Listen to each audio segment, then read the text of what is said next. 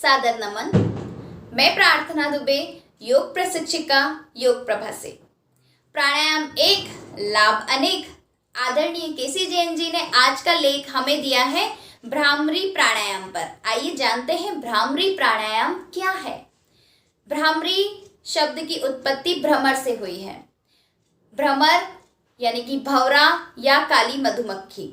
जब साधक भ्रामरी प्राणायाम को करता है तो साधक की नासिका से गुनगुनाने की ध्वनि उत्पन्न होती है।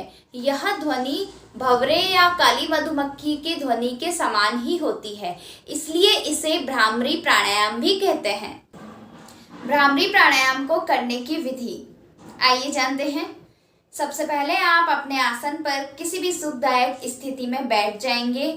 यह सुखदायक स्थिति या तो आपका सुखासन होगा, पद्मासन, सिद्धासन या किसी भी ध्यान आसन में आप आराम से बैठ जाएंगे। इसके बाद आप अपनी आंखें बंद कर लेंगे। दोनों हाथों को बगल से कंधे के सीध में लेकर आएंगे। कोहनी से हाथों को मोड़ेंगे।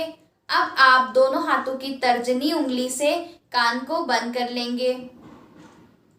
कान बंद करने के पश्चात आप लंबा गहरा श्वास भरेंगे नासिका के माध्यम से और भंवरे या काली मधुमक्खी की गुनगुनाने की आवाज करते हुए नासिका के माध्यम से ही धीरे धीरे श्वास छोड़ेंगे। देखिए कुछ इस प्रकार।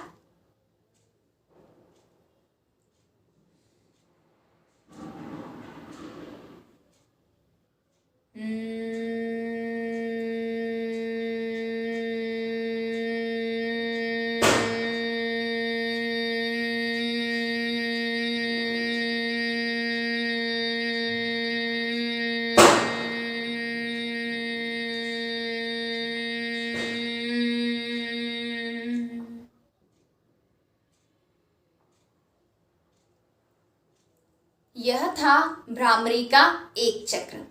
आप इसे 4 से 5 बार आराम से कर सकते हैं या फिर आप सीधे 15 से 20 बार भी भ्रामरी का अभ्यास कर सकते हैं। भ्रामरी प्राणायाम का अभ्यास धीरे धीरे आप थोड़ा और ज़्यादा करेंगे तो कम से कम 5 से 10 मिनट तक भी इसका अभ्यास आसानी से किया जा सकता है। भ्रामरी प्राणायाम को करने के कुछ लाभ भी हैं। कुछ नहीं, बहुत सारे लाभ हैं भ्रामरी प्राणायाम को करने के। भ्रामरी प्राणायाम आप जब कर सकते हैं जब आपका बहुत ही तेज सिर दर्द कर रहा हो तो आप इसका अभ्यास आसानी से कर सकते हैं। यदि आप बहुत चिंतित हैं, तनाव में हैं तो भी आप इसका अभ्यास करें। यदि आपको बहुत ही क्रोध आ रहा है, आप बहुत गुस्से में हैं तो आप भ्रामरी प्राणायाम का अभ्यास अवश्य ही करें। यह आपको बहुत ही फायदा पहुंचाएगा। यदि आप डिप्रेशन जैसी बीमारी से पीड़ित हैं, ध्यान दीजिएगा, यदि आप डिप्रेशन जैसी बीमारी से पीड़ित हैं तो भी आपको इसका अभ्यास करना बेहद ही जरूरी है, क्योंकि डिप्रेशन में भ्रामरी प्राणायाम का अभ्यास एक रामबाण की तरह कार्य करता है। यह बहुत ही लाभदायक है। भ्रामरी प्राणायाम का अभ्यास करने से आपको शीतलता मिलती है। आप बहुत से परेशानियों से दूर होते हैं। यदि आप अपने विचारों से, अपने अधिक विचारों से परेशान होते हैं, क्योंकि हम सभी जानते हैं 1 मिनट में कम से कम हम 50 से ज़्यादा विचार ले आते हैं। 50 में से कभी कभी 2 काम के होते हैं और कभी कभी 50 काम के नहीं होते हैं। तो इन विचारों की अधिकता को दूर करने के लिए आप भ्रामरी प्राणायाम का अभ्यास करें। भ्रामरी प्राणायाम एक ऐसा प्राणायाम है जो आपकी चेतना को शून्य की ओर ले जाता है, आपकी चेतना को गहराई तक ले जाता है, जिससे आप समाधि की ओर जाते हैं। भ्रामरी प्राणायाम का अभ्यास आपको बहुत ही उपयोगी साबित होगा। यह घबराहट और बहुत सारी दिक्कतों को दूर करता है। यह मैंने भी अपनाया है, मेरा भी बहुत पसंदीदा प्राणायाम है भ्रामरी प्राणायाम। आपको ध्यान रखना है कि प्राणायाम में भ्रामरी प्राणायाम को आपको कभी नहीं छोड़ना है। यह बच्चों से लेकर वृद्ध तक के लोगों के लिए बहुत ही लाभदायक है। आप बहुत सी परेशानी से मुक्ति पा सकते हैं। भ्रामरी प्राणायाम को करने की कुछ सावधानियां भी हैं। बहुत ही कम सावधानी है कि यदि आप इस प्राणायाम का अभ्यास करते हैं तो आपके कानों में किसी प्रकार का संक्रमण है तो भी आप इसका अभ्यास ना करें, यह आपके लिए वर्जित है।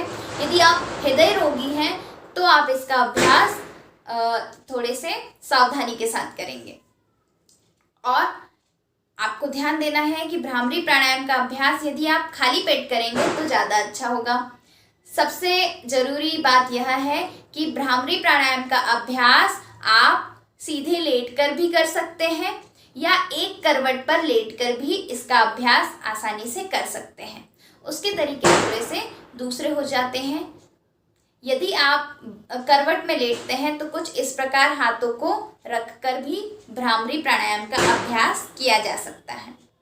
तो यह था भ्रामरी प्राणायाम की लाभ, विधि और इसे करने की कुछ सावधानियां। इसी प्रकार आप हमसे जुड़े रहें। प्राणायाम, क्रिया और योग से संबंधित हर प्रकार की छोटी बड़ी चीज़ों का लाभ आप हमसे लेते रहें। मैं प्रार्थना दुबे, योग प्रशिक्षिका योग प्रभा से। आपका बहुत बहुत धन्यवाद।